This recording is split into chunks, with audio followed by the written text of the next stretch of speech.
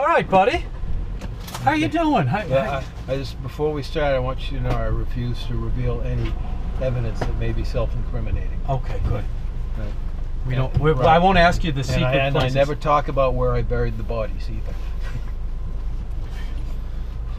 Does anybody else know where they are? Nope. Okay.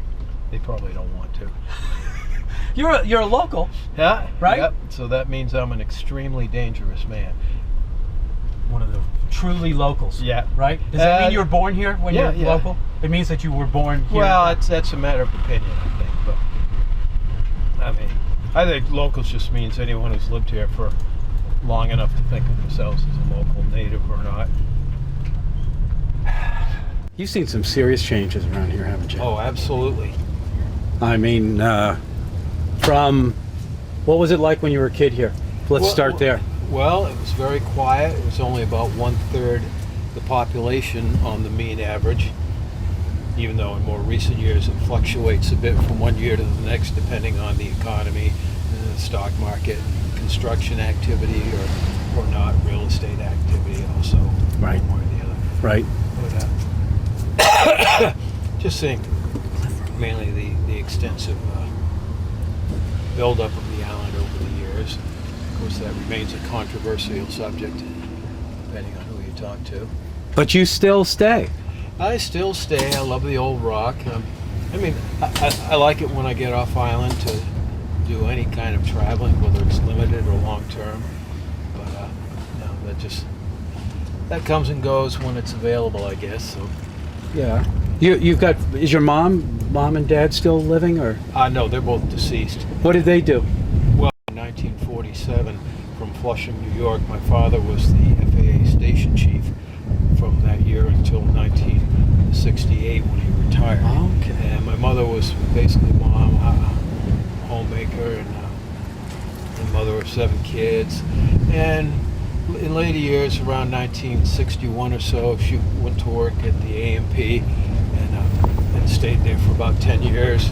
And then she worked about another 10 or 11 years at the original Salt Marsh Center, helping out down there. She retired and moved to Florida.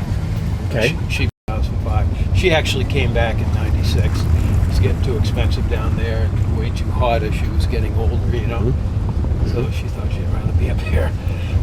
Excuse me. Now, do you have a family home here? Or did? You must have. We did at one time.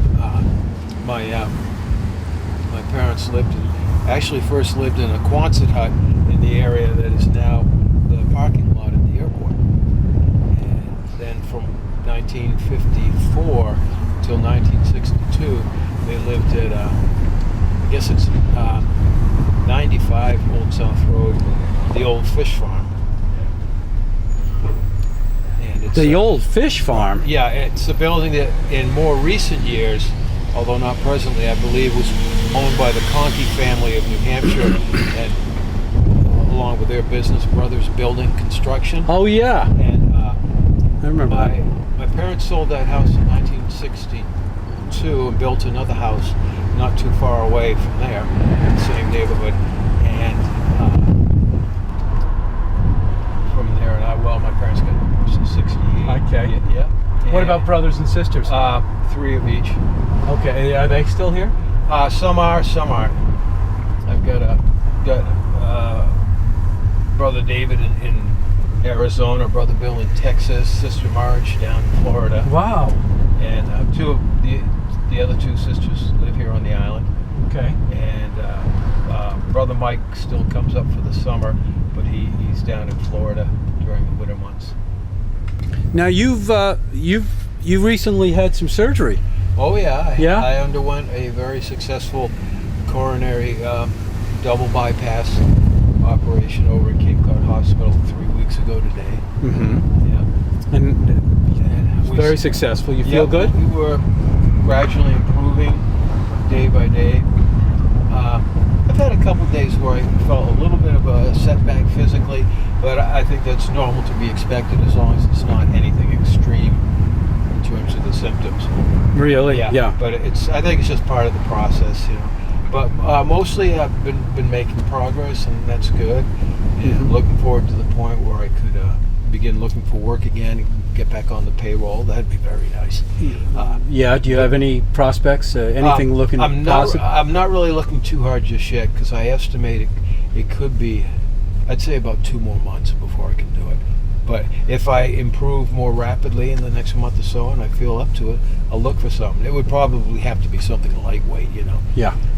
Until I get up to what is full snuff for me, whatever that will be. Because you did used to work for the post office. That's what I think most people will recognize you. From being on the route since over the years, I learned all 10 routes there, and you could find me on any one of them from one day to the next. Not interested in doing that again? No, I'm not interested in going back to that. I don't think physically I could do it, because it is, especially during the season, a very tough job physically. Okay. And how about your housing? Housing is still a work in progress, but I feel that we've been making some good progress in the past week or 10 days. I'm pretty well finished filling out some necessary forms that have to Okay, be but you've been completed. homeless for a while. Well, that's true. I've been homeless, but I've been able to manage it. Really? What's it like? I mean, Well, you've been living on the streets pretty much, right? I mean, obviously it's not a pleasant unusual experience. for a place that you were born in. Yeah, but not impossible. And I'm not the only one it's happened to. No, Yeah.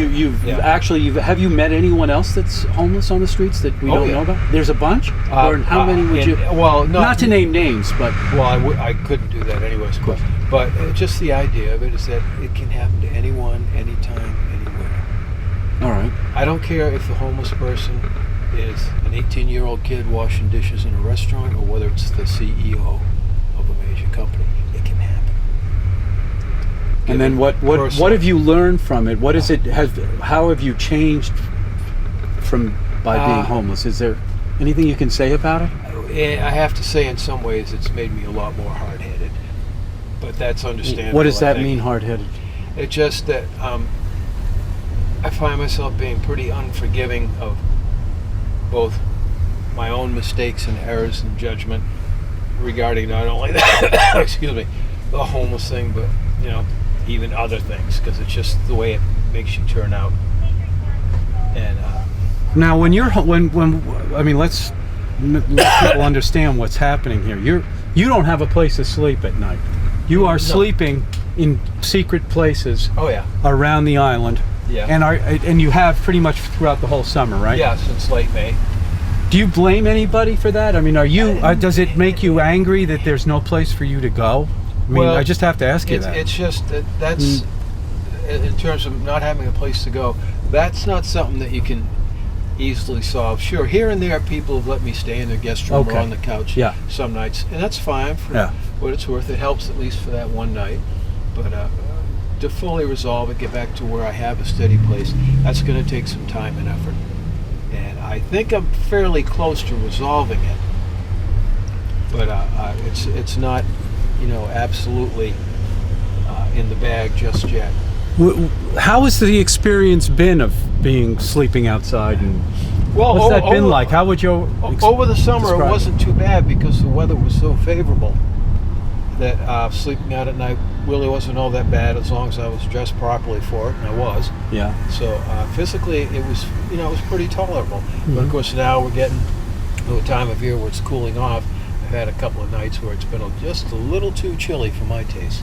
But as I say, I can see an end in sight, not too far. Well, I down. hope that at least since your surgery, you're not spending nights outside. Oh yeah. You've got a place to stay now. No. No, but again, I still continue to work on that, and I think it'll produce some positive results soon. Is there? Do you want to take this opportunity to ask the community and say, look, if you have an extra room? I don't really think that's necessary, because being homegrown, I do know a lot of people. Yeah, right. I was going to I've say, got you've got your sisters are here still. Connections and and other people, and I think that as I say, thus far I've been able to manage it reasonably well. And you hear about people living out in the streets, and then like there's groups that go out and try to get them to go to shelters and stuff, and they don't want to go. Well, because you know what I'm talking about?